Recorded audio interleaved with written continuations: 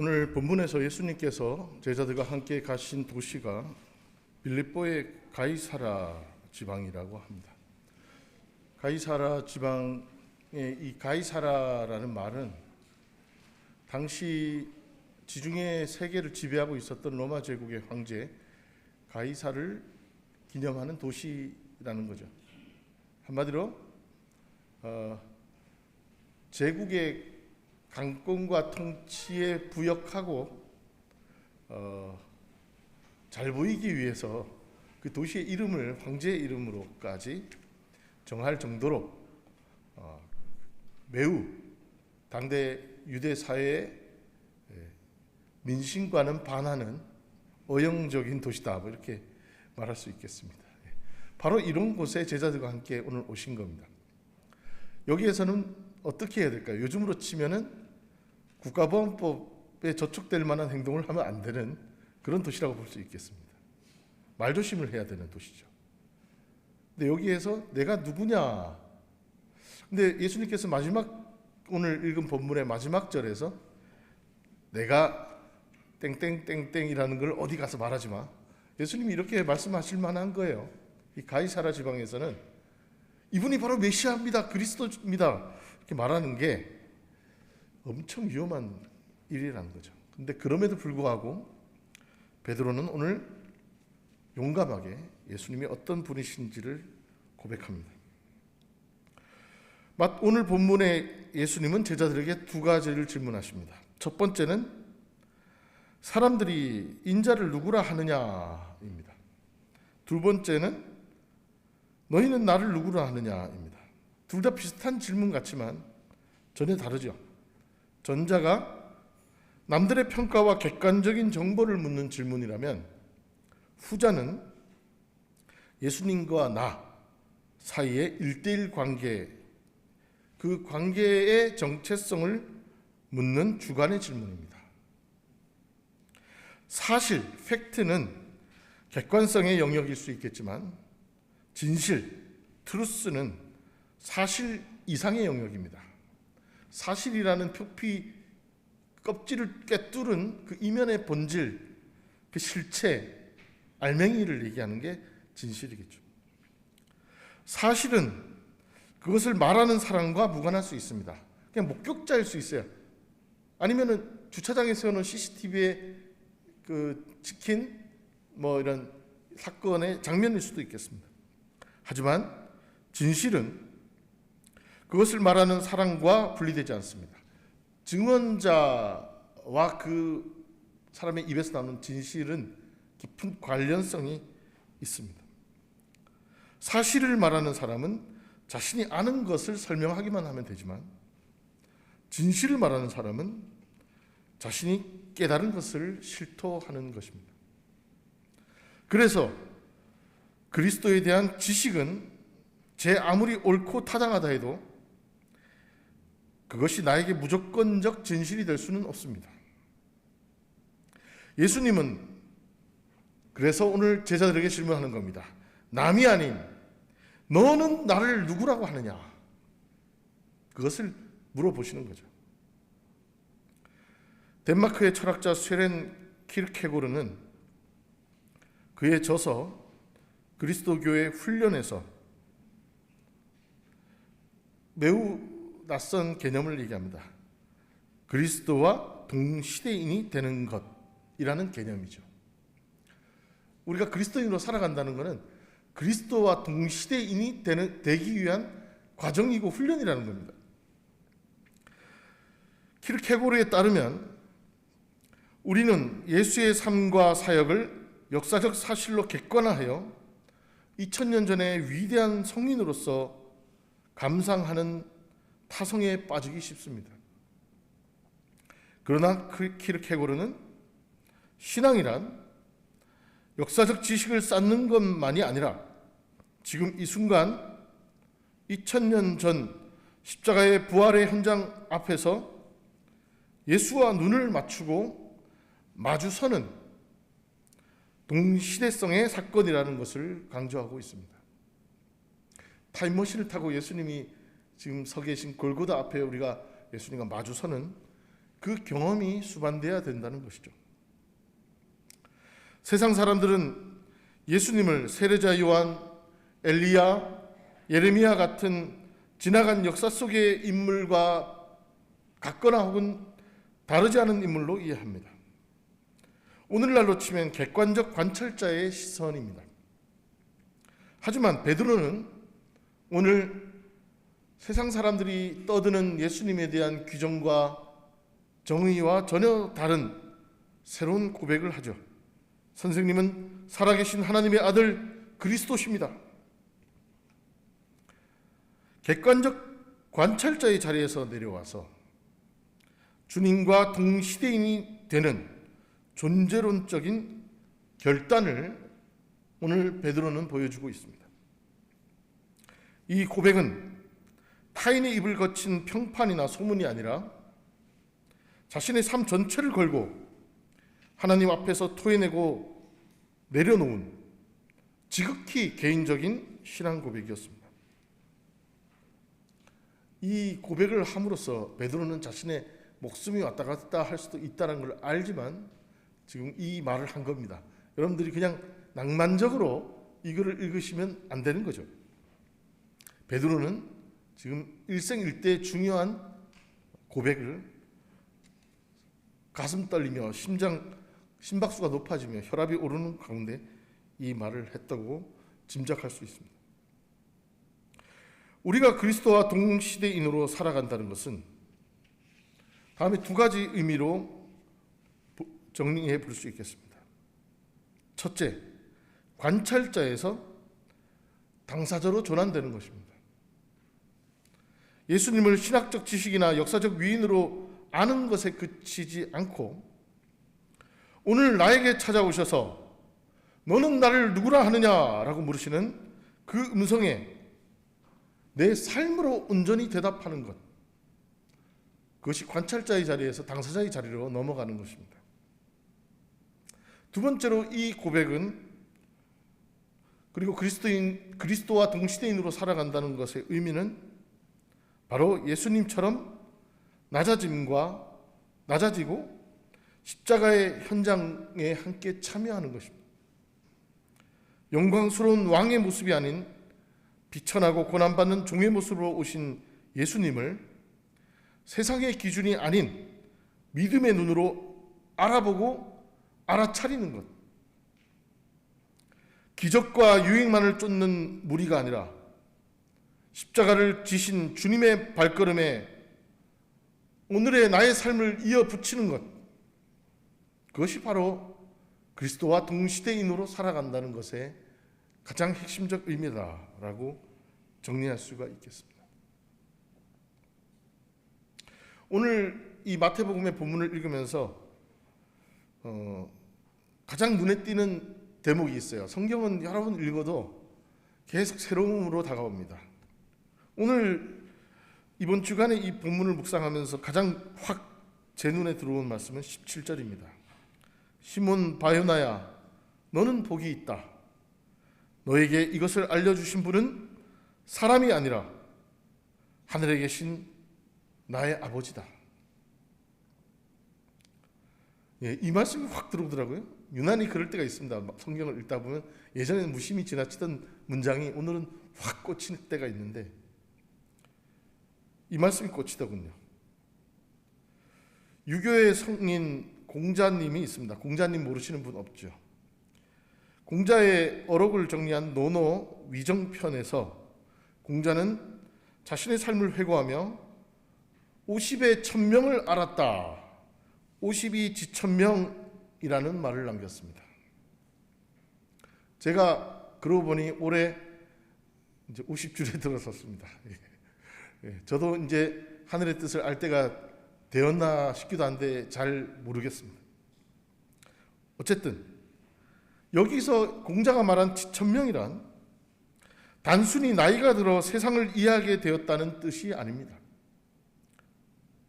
이 지천명의 본질은 내가 세상에 태어난 이유, 하늘이 나에게 부여한 거룩한 소명과 뜻을 비로소 깨닫고 그 사명 앞에 겸손히 자신을 세워내는 경지, 바로 그것을 의미합니다.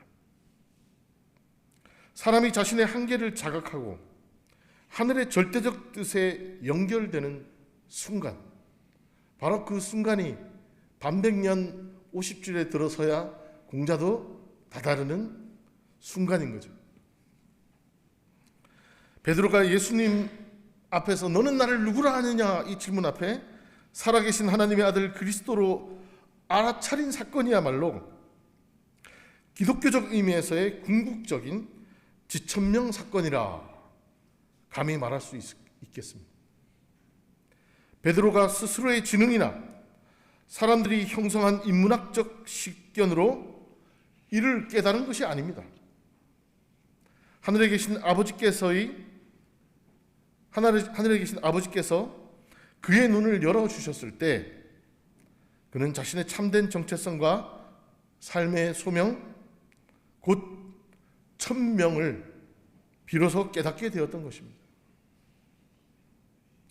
공자님의 지천명이 인간의 철학적 수양을 통해 도달하는 하늘의 뜻과의 만남이라면 오늘 마태복음의 베드로가 경탄하며 다다른 지천명은 하늘 아버지께서 친히 자신을 드러내신 은혜의 계시였습니다. 진실은 깨닫게 되는 것이고 깨달음은 계시를 기반으로 합니다. 당신을 사랑합니다 라는 이 깨달음은 나에게 사랑을 알게 해준 이가 다름 아닌 당신이라는 것, 바로 그 의미입니다. 나를 향한 하나님의 뜻, 하나님의 사랑, 그리고 이 땅에 오신 그리스도의 신비를 알아보는 눈은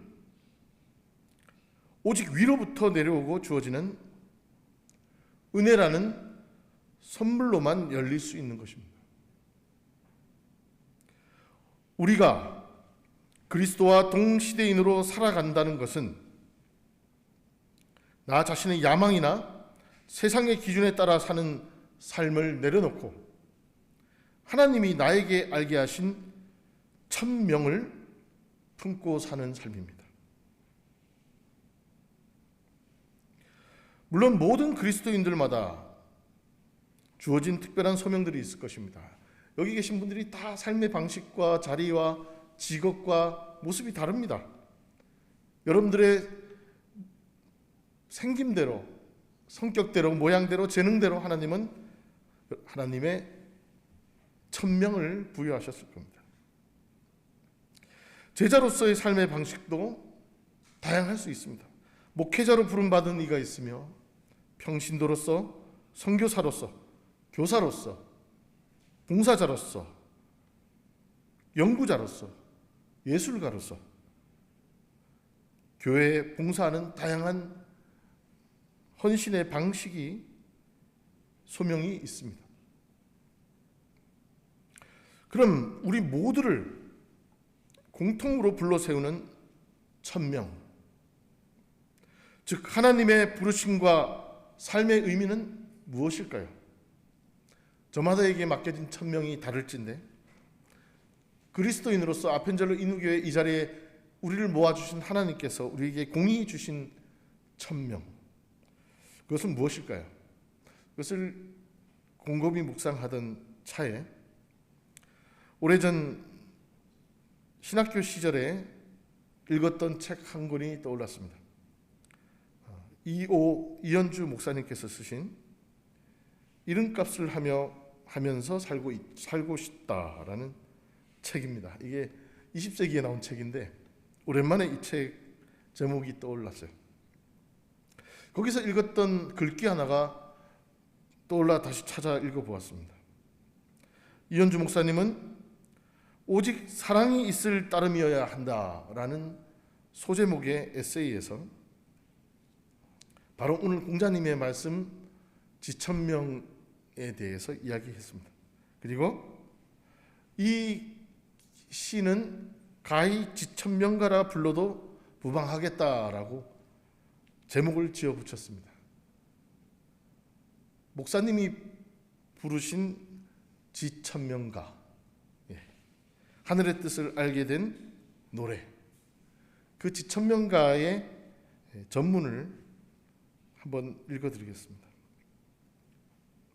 이거는 구글에 검색해도 안 나오더라고요. 그래서 이 글을 다시 찾느라고 한참을 뒤졌습니다. 지천명가. 오늘은 축하할 만한 날이다. 오늘 비로소 나는 왜 내가 이 세상에서 이런 모습으로 태어나게 됐는지 알았다. 나는 사랑을 배우기 위해서 왔다. 여기는 사랑을 배우기에 아주 적합한 최고의 도량이다. 미움이 바다처럼 출렁거리고 분노가 화산처럼 폭발하며 거짓이 안개처럼 흐르고 그 밖에도 사랑이 어떤 것인지를 배우는 데 필요한 온갖 소도구들이 고루 갖추어진 곳이다. 사랑은 몸으로 배워야 하는 것이다. 그래서 몸을 입어야만 했다. 사랑은 아픔을 통해서만 이룰 수 있는 것이다. 그래서 나는 아파야 한다. 사랑은 나를 바치는 것, 빼앗기는 게 아니라 바치는 것. 그것을 배워 익히기에는 이 무거운 몸뚱이가 최고로 좋은 교과서요, 이 괴로운 땅덩이가 최선의 학습장이다. 사랑을 배우고 익히기 위해서 마침내 순수 사랑으로만 존재하는 법을 배우기 위해서 나는 위험하기 짝이 없지만 그러나 최상의 사랑 학교인 여기 이곳으로 보내진 것이다. 사랑이 무엇인지, 하느님이 무엇인지 이 몸으로 익혀 알게 되기까지는 아직 많이 기다려야겠지만 고마워라. 벌써 내 몸이 많이 가벼워진 것을 느낀다. 내일은 더 많이 가벼워질 것이다. 깃털처럼, 허공처럼. 여러분들이 서 계신 자리는 최상의 사랑 학교인가요? 우리를 괴롭히고 고통스럽게 하는 모든 조건들, 요소들이 오히려 우리가 더 사랑을 알아가고 깨닫고 사랑이 무엇인지를 몸으로 익히기에 필요한 소도구들이라는 한 목사님의 지천명가를 들으면서 늘 나를 괴롭히고 불편하게 했던 많은 요소들을 앞에서 불평만 했던 저의 모습을 돌아보게 되었습니다. 이현주 목사님은 우리가 이 세상에 보내진 가장 궁극의 이유가 사랑을 배우기 위함이라고 단언하였습니다. 우리가 오늘 이 자리에서 함께 예배하고 기도하고 봉사하고 친교하는 것도 다 그리스도의 사랑을 배우기 위함입니다. 우리는 예수님의 십자가에서 그 사랑의 정점을 경험했습니다. 그 십자가의 길을 묵묵히 함께 따라 걷겠다는 고백이 바로 이 사랑학교의 제자도의 출발입니다. 예수님은 베드로의 신앙 고백이라는 반석 위에 교회를 세우겠다고 약속하셨습니다. 음부의 권세가 이기지 못하는 교회의 능력은 바로 그리스도와 매일 동시대인으로 살아가는 성도들의 고백 위에 임합니다.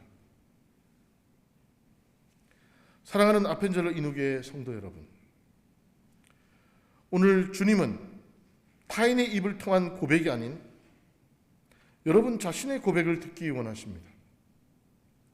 성서의 문자 속에 갇힌 또는 역사 속 기록에 남겨진 예수를 넘어 지금 내 삶의 자리에서 말씀하시는 살아계신 그리스도를 만나시고 하늘에 계신 아버지께서 여러분의 눈과 마음을 열어주시기를 간절히 축원드립니다.